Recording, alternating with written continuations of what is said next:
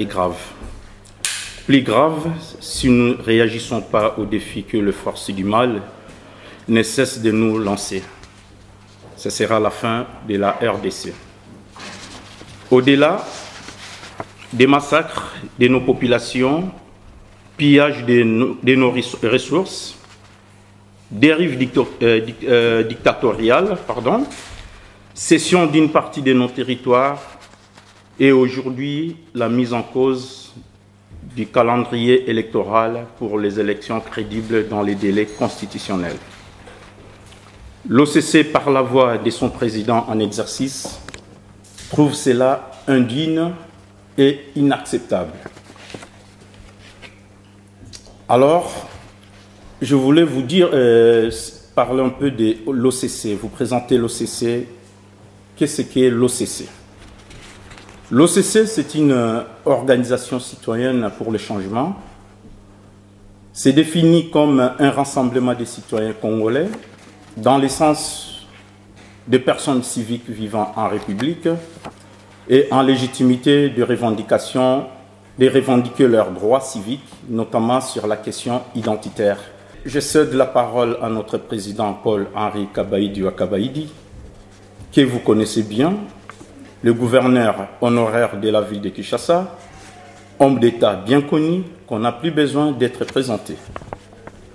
Il va nous faire exposer sur la quintessence du traité national de l'OCC pour l'assainissement d'un processus électoral crédible avec l'accompagnement de la justice transitionnelle en RDC dans les délais constitutionnels. Je vous remercie. Mesdames et messieurs,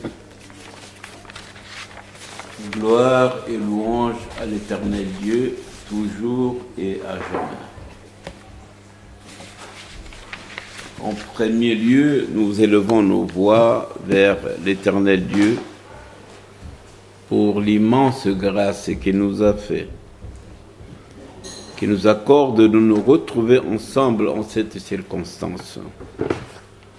Survivants bénis et mis à part de la tragédie du génocide congolais de 8 millions de morts. Merci donc de nous lever pour nous incliner en leur mémoire et pour une pensée pieuse au repos de leurs âmes auprès de l'Éternel Dieu.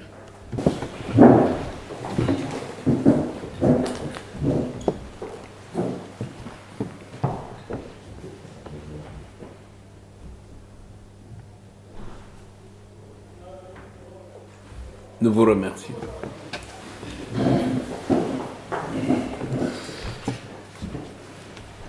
Frères et sœurs, mesdames et messieurs,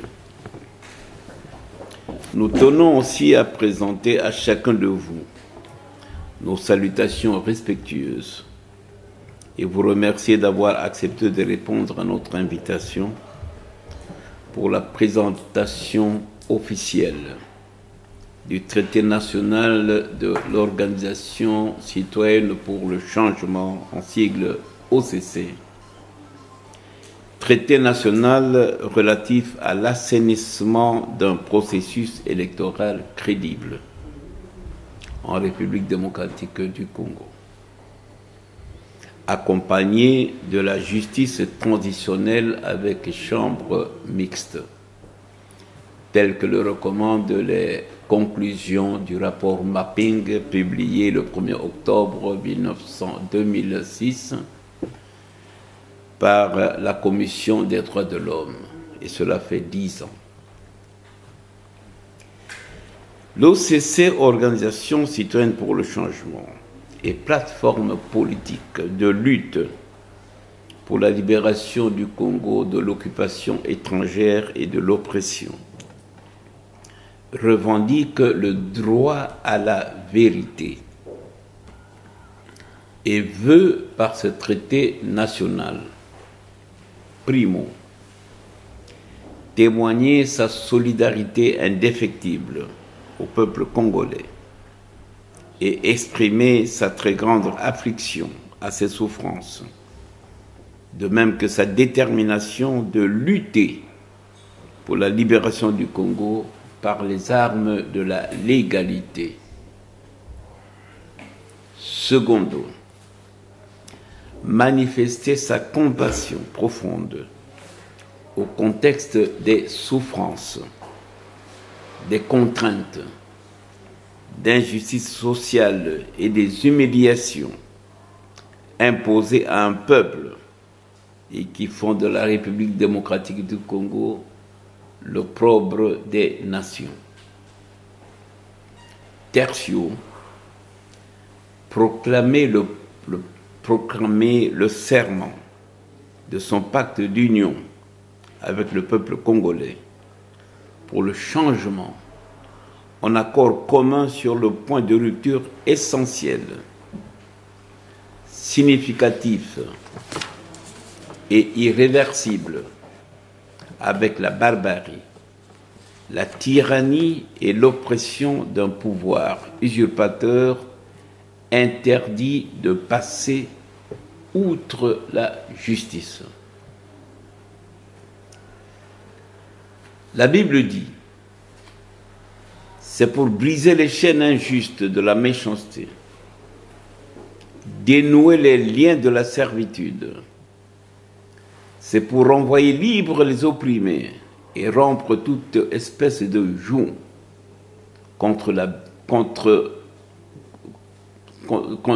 et rompre toute espèce de joug. Cela est dit par le prophète Isaïe dans le chapitre 58. C'est ainsi que l'OCC apporte ce traité national mis à la disposition de l'opinion nationale congolaise et de l'opinion internationale pour dénoncer, éclairer et corriger les faussetés et les contre-vérités des systèmes mis en place en RDC au nom de la démocratie, lesquels systèmes empiètent sur les droits et libertés fondamentaux du peuple congolais. Car, en effet,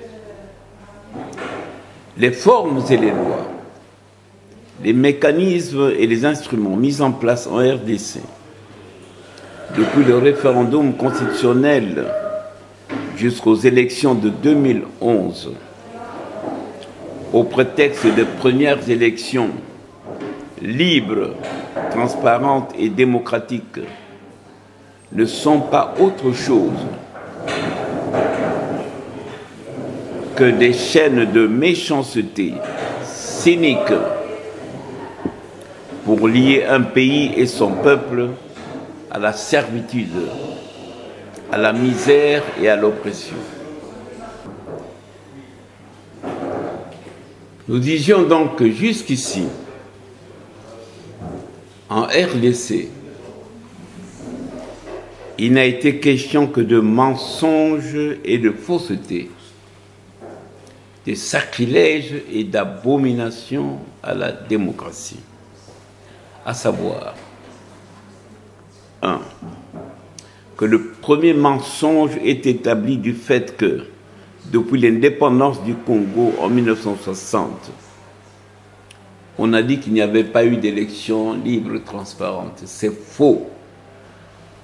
Il y a bien eu des élections libres, démocratiques, transparentes, municipales, législatives et sénatoriales, sans heurts, en 1964 et en 1965, avec notamment la victoire de la CONACO de Moïse Tshombe.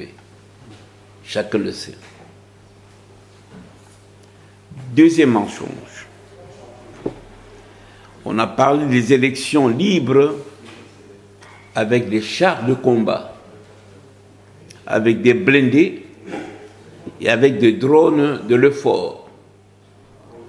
Où est ce genre de liberté? Que signifie ce genre d'élection libre?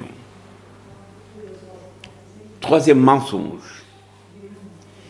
Il est établi par des élections transparentes comportant des irrégularités monstrueuses, bourrage d'urnes, des millions de bulletins en surnombre, la prise des otages des ambassadeurs occidentaux à la résidence de Jean-Pierre Bemba, le bombardement du siège du Challenger, Jean-Pierre Bemba, ainsi que des répressions criminelles sur les populations de l'Équateur, sur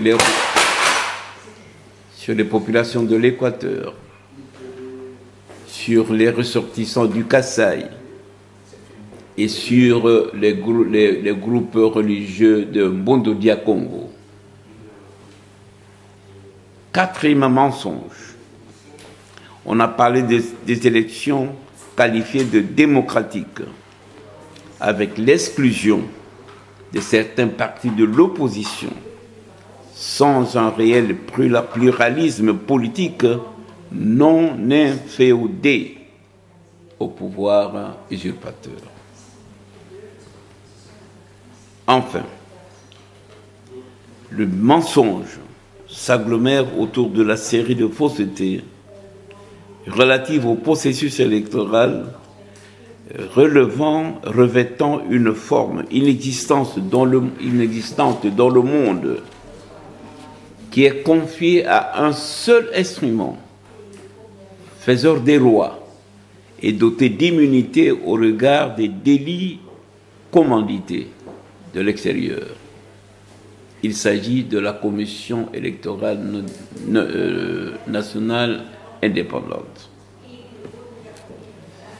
Sixième mensonge, qui n'est pas le dernier. Toutefois, nous nous arrêtons ici pour le principal. Il est probablement le plus prégnant pour les populations.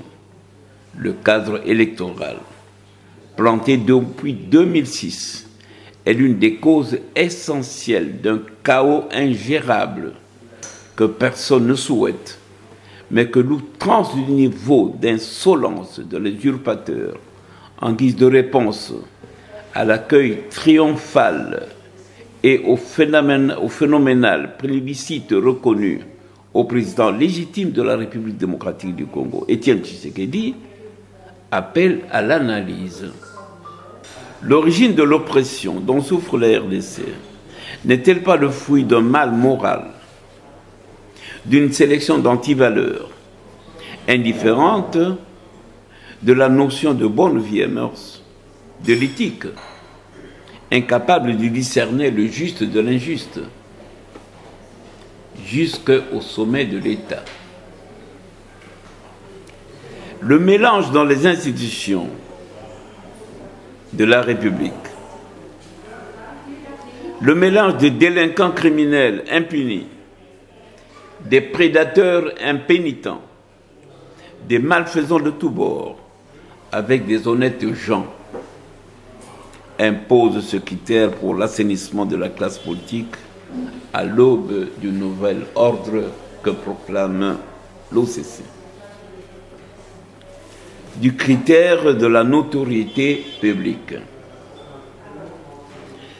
La notoriété a valeur d'écarter les inconnus qui marchandent des voix. Par ailleurs, la notoriété certifie et atteste de la connaissance et de la confiance de l'opinion à la personne du candidat, de ses origines, et s'en réfère comme repère du milieu local. En retour, l'élu peut prétendre valablement à la représentation de sa circonscription dont il constitue sa base, son fief vis-à-vis desquels il est comptable de ses actes et de ses engagements. Voici pourquoi, dans le monde, le critère de notoriété est imposé à tout éligible, tenu d'accompagner sa déclaration de candidature d'un certain nombre de signatures de soutien de personnes bien identifiées de la circonscription électorale pour parrainage. Nous clôturons par quelques citations afin de réfléchir et poser des jalons d'une République démocratique du Congo, rebâtie sur des fondations nouvelles, correspondant aux valeurs que le peuple défend, et que toute personne, du haut au plus bas des citoyens, se doit déontologiquement de respecter pour la création d'un pays, un monde enfin humain. Nous disons d'abord cogito ergo sum. Je pense, donc je suis. Merci.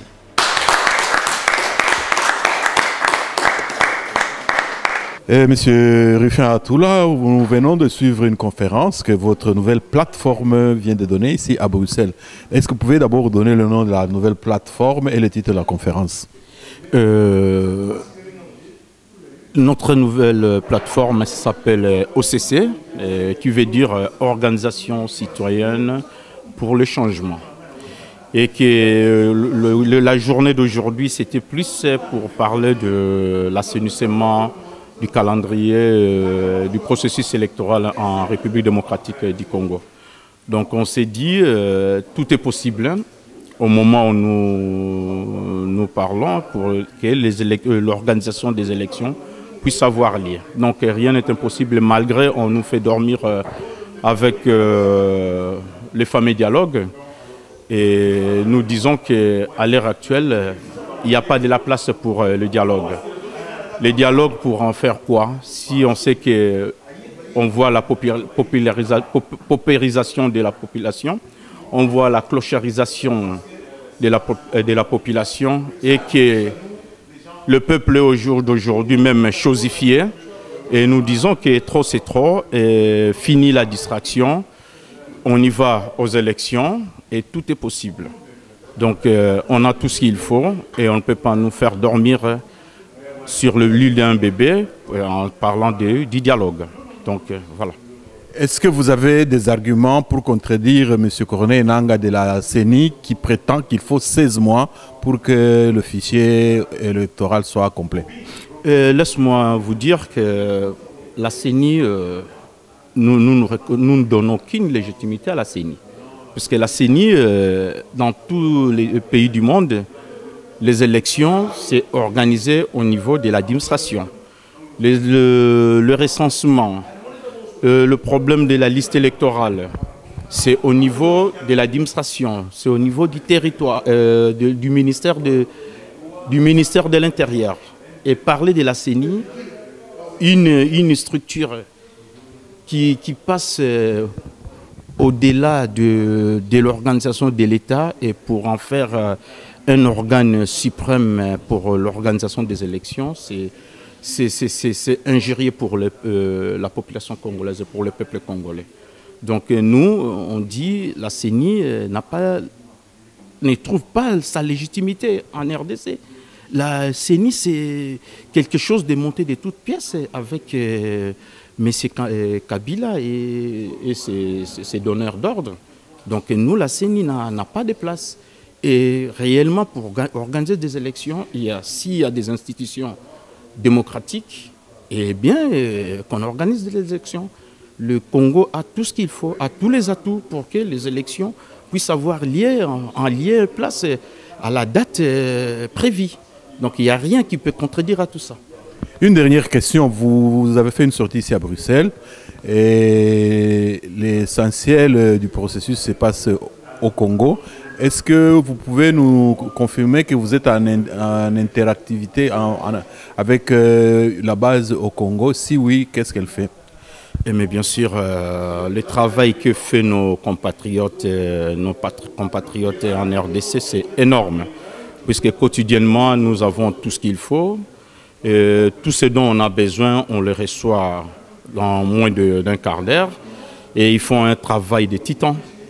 Et il y a un relais terrible entre nous et Kinshasa. Et c'est là qui montre que la vraie résistance, la vraie force combattante, c'est à l'intérieur. à l'intérieur et nous sommes toujours de cœur avec eux. Ils font un travail titanesque et nous croyons à eux et on les soutient 100%. Donc nous croyons que d'ici la date butoir, si rien n'est fait, et que le peuple sera là pour répondre à ce pouvoir fantoche. M. Kimbangu, vous étiez au podium de la conférence aujourd'hui.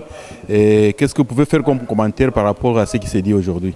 Ce que je pouvais faire comme commentaire, c'était très bien passé. Papa Kabaïdi, le président, a très bien expliqué à propos de tout ce qui se passe au Congo aujourd'hui, l'actualité, la réalité et la vérité.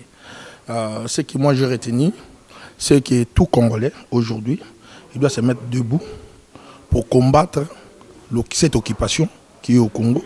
Et la politique, comme il n'y a pas la politique, donc nous sommes des acteurs, nous sommes demandés d'être des acteurs par rapport à tout ce qui se passe chez nous au Congo aujourd'hui, selon le président Paul Kabaïdi. Et concrètement, vous avez des actions sur terrain parce que finalement, c'est là que ça va changer. Ce n'est pas à Paris ni à Bruxelles. Non, non, non. Concrètement, il y a toujours des réseaux, networking, c'est qu'on dit en anglais, networking qui va nous permettre à se défendre contre cette occupation ou tout ce qui se passe chez nous au Congo. Ça sous-entend que vous avez des relais au pays? Bien sûr que oui. Et qu'est-ce qu'on peut... Vous savez qu'il reste moins de 150 jours avant la fin définitive de la présidence de M. Kabila à la tête du pays. Est-ce qu'on peut avoir quelques indiscrétions par rapport aux activités, aux actions que vous comptez organiser pour faire la pression? Faire la pression, oui. Mais vous décrire comment on va faire ça, les actions concrètes... Les auditeurs veulent savoir. Non, non, non, non. Avec des actions concrètes, oui. Mais comment on va les faire? Non. Parce que ça sont des stratégies. Ok, c'est quoi que vous allez faire? Qu'est-ce qu'on va faire? Oui. Non, non, ça c'est stratégique. Bon, ça va rappeler ça la langue de bois, mais c'est pas grave. J'espère que les auditeurs ont compris. Bon, un dernier mot par rapport à la conférence et aux ambitions de votre plateforme. Ce n'est pas une plateforme. Ce n'est pas d'abord une plateforme, mais nos ambitions est de prendre le pouvoir au Congo, et conscientiser le peuple congolais par rapport aux actualités, par rapport à tout ce qui se passe au Congo. Au Congo, en réalité et en vérité, il n'y a pas de politiciens. Parce qu'ils aimaient le Congo, ils aimaient aussi les Congolais. Ils devaient leur expliquer comment on peut faire pour prendre le pouvoir. Comme eux, ils n'expliquent pas ça aux Congolais. Donc, c'est un souci pour nous.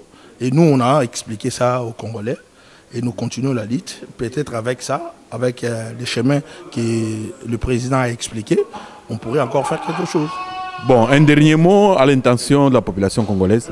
Moi, je le dirais merci, courage. Nous sommes là, debout, déterminés, mais il faut que nous luttons toujours pour prendre le pouvoir, parce que le pouvoir n'est pas entre dans nos mains.